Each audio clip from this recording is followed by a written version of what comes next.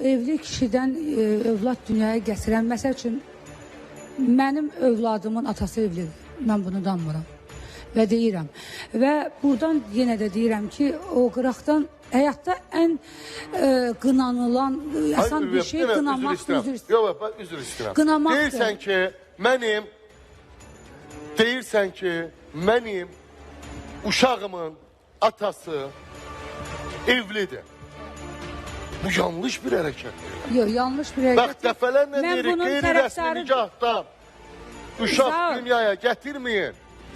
Bu, hələm bunu etməyin bir tərəfə. Lalə Məmmədov bunu demək istəyir. Çıxıb efirdən deyirsiniz ki, bəli, mən başqasının həyat yoldaşından, başqasıyla rəsmi nikahda olan bir kişidən övlad dünyaya gəlmişəm. Bunu da deyirsiniz. Zar, mən yenə deyirəm, mən efirdə çıxıb ərim demirəm, nə də kimə sacıq vermirəm.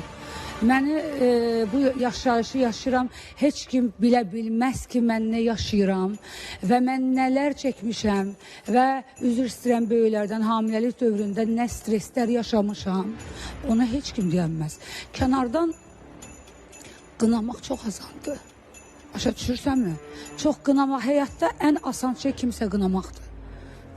Yəni, mən heç kimə məsləhət də görmürəm. Bu yaxşı şey də deyil. Sadəcə olaraq həyatdır. Mən yenə də deyirəm, bəziləri çıxır efirdə, yoldaşım, ərim mənə bunu aldı, bunu elədi. Mən o şeyləri də eləmirəm, heç vaxt eləməmişəm.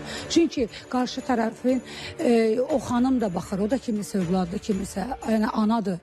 Yəni, mən o barədə özümə bəraət də qazandırmıram, amma yaşamışam da, indi bunu mən geri çevirə bilmərəm. Bizim gül balamız var, gözəl balamız var.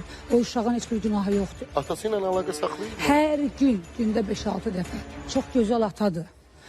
Amma yəni həyatım budur da, mən gizlədənmərəm bəziləri kimi mənim yoldaşımdır, mənim ərimdir, mən bu sözləri deməyə yəni, Ülviyə Namazova qeyri-rəsmi nikahdan, kəbinimiz var, amma bəli, rəsmi nikahımız yoxdur. Mən bunu deyirəm, yəni deyirəm, özümə bərət qazandırmıram, amma belə deyil. Çox gözəl sözlərdən istifadə elədiniz, nə çəkdiklərimi heç kim bilmir, hər kəs qınıyır falan.